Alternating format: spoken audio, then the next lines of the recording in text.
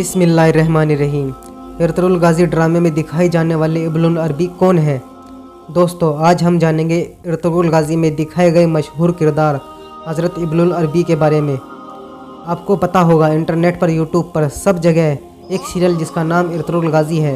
ये सीरियल तेज़ी के साथ पूरी दुनिया में देखा और पसंद किया जा रहा है। एर्तुगरुल गाज़ी के पीरो मुर्शिद थे हज़रत इब्नुल अरबी रहमतुल्लाह अलैह। दोस्तों, आपने उस ड्रामे में देखा होगा उनका किरदार।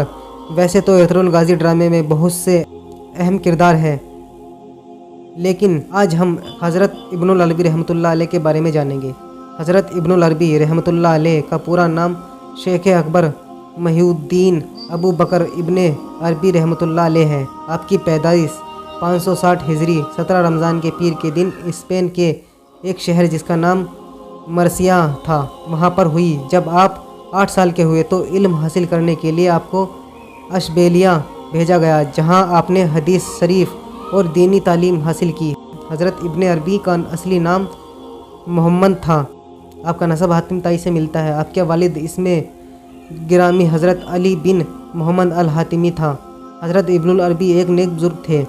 हज़रत इब्नुल अरबी रहमतुल्लाह अलैह की पैदाइश के बारे में बताया गया है कि आपके वालिद मोहतरम हज़रत अली बिन मोहम्मद अब्दुल्ला को कोई औलाद नहीं थी।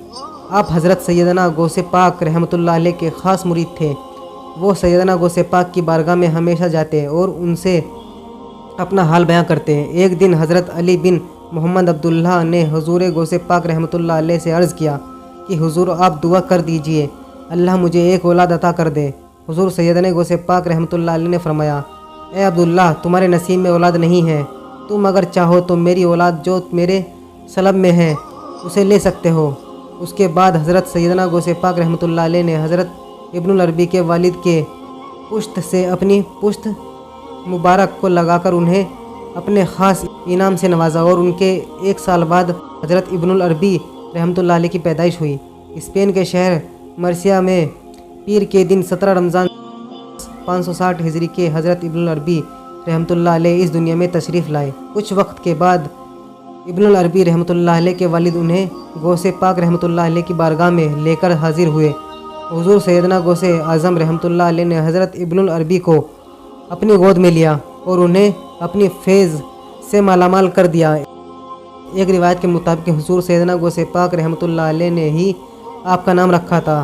असल में इब्नुल अरबी कहलाने की वजह ये भी है, जहाँ आपने इल्म हासिल किए वहाँ अरबी पर ज़्यादा तवज्जो दी जाती थी।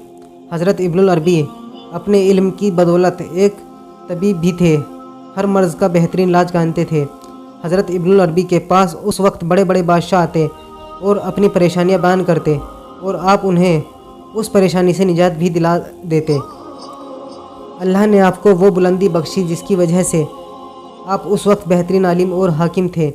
कुछ वक्त के बाद आप उस वक्त के सभी बुज़ुर्ग और सूफ़ी से फैज़ हासिल कर चुके थे। आप अल्लाह की याद में हमेशा मशगूल रहने लगे। उसके बाद आपने 38 साल की उम्र में अशबेलिया को छोड़ दिया और अपने मिस्र की तरफ अपना सफ़र तय किया। मिस्र आकर आपने उलूम हासिल किया। कुछ रिवायतों के मुताबिक मिस्र, बगदाद, शाम होते हुए मक्का शरीफ पहुँचे। मक्का मुकर्रम में आपने लंबे वक्त तक क़याम किया और वहाँ अल्लाह की इबादत करते रहे और 608 हिजरी में आप वापस बगदाद आए। इस तरह से आप हमेशा सफ़र किया करते थे।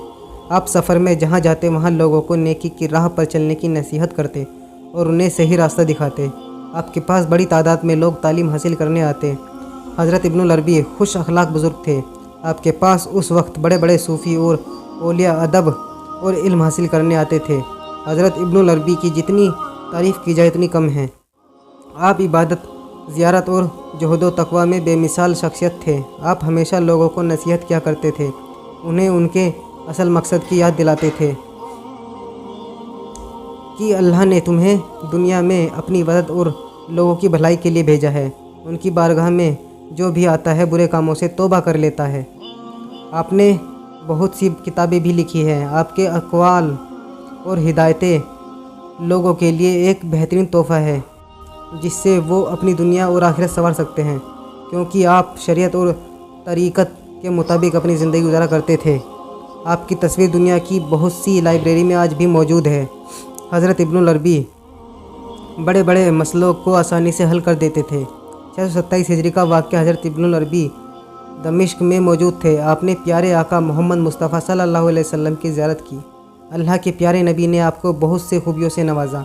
आपके मुरीद जिसका नाम शेख सदरुद्दीन था, वो फरमाते हैं कि हमारे पीर मुर्शिद हमारे पीर इब्नुल अरबी अगर किसी का हाल मालूम करना चाहते तो उसकी तरफ बस नज़र डालते और उसका पूरा हाल बयान कर देते। हज़रत इब्नुल अरबी की पैदाइश 560 हिजरी में हुई और हुजूर गौस पाक की वफ़ात 661 हिजरी में हुई। इस बात से ये पता चलता है कि आप हुजूर गौस पाक से मुरीद नहीं थे।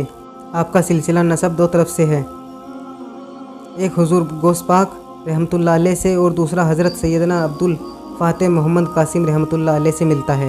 इसके अलावा सबसे दिलचस्प बात यह है कि हज़रत इब्नुल अरबी को खिरका हज़रत खिज़र अलैहिस्सलाम से भी पहुंचा। इसकी कई रिवायतें मिलती हैं और कई मुलाकात आपके खिज़र अलैहिस्सलाम से हुई।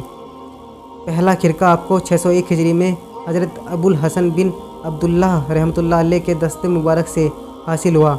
हज़रत इब्नुल अरबी रहमतुल्लाह अलैह को ये खिरका जिस तरह पहनाया गया था, आपने उसी तरह से हज़रत इब्नुल अरबी को ये खिरका मुबारक अता कर दिया। और दूसरा खिरका आपको हज़रत शेख तकीउद्दीन रहमतुल्लाह अलैह से हासिल हुआ और इन्हें यह खिरका हज़रत खिज़र अलैहिस्सलाम ने अता किया था।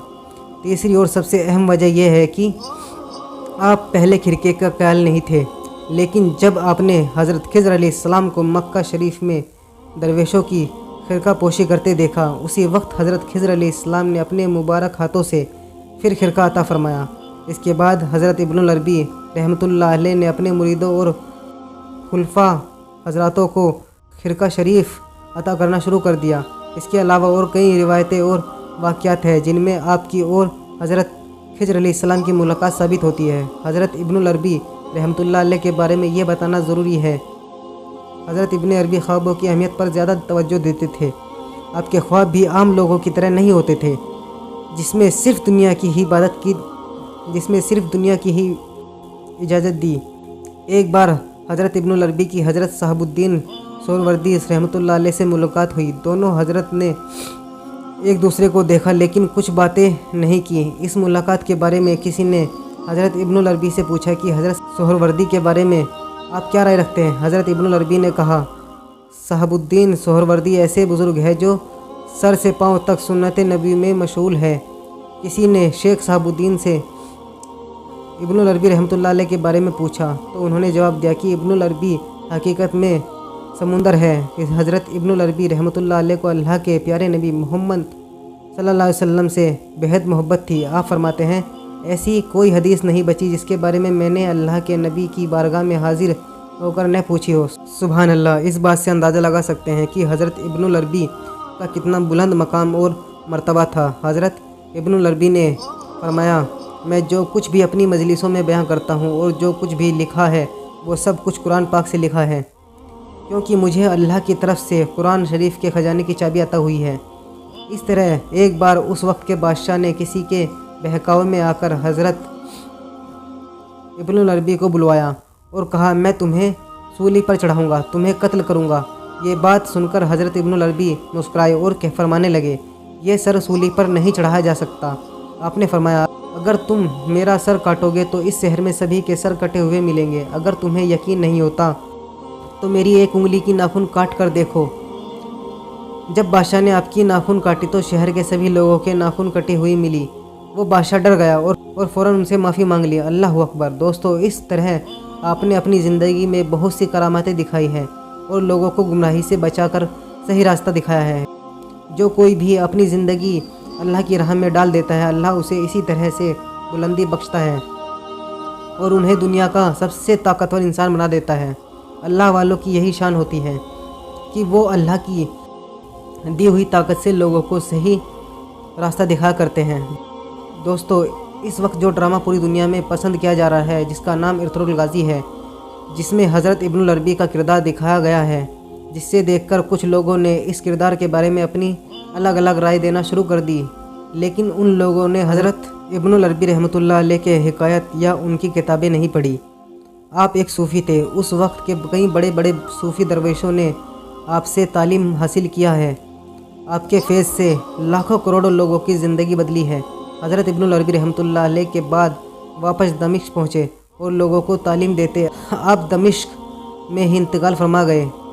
23 ربیع الآخر 638 ہجری جمعہ کی رات آپ نے انتقال فرمایا۔ اس کے بعد آپ کے مزار شریف کے بارے میں بتایا جاتا ہے کہ آپ کے مزار کو کئی سال تک عام لوگوں سے چھپا دیا گیا تھا، کیونکہ کچھ لوگ حضرت ابن العربی رحمۃ اللہ علیہ کے دشمن بن گئے تھے۔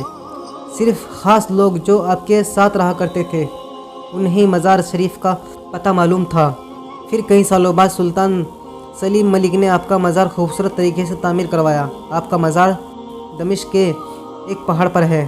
محترم عزیز دوستو، حضرت ابن العربی رحمۃ اللہ علیہ وہ عظیم اور روحانی شخصیت کے مالک تھے جس کی مثال نہیں۔ ارطغرل غازی ڈرامہ دیکھ کر بہت سے لوگوں نے کہا کہ حضرت ابن العربی کے بارے میں کچھ معلومات دیجیے، جس کے بعد یہ پوسٹ آپ لوگوں تک پہنچا رہا ہوں۔ امید کرتا ہوں آپ کو یہ ویڈیو پسند آئی ہوگی۔ آپ سے گزارش ہے اس ویڈیو کو زیادہ سے زیادہ لوگوں تک شیئر کریں۔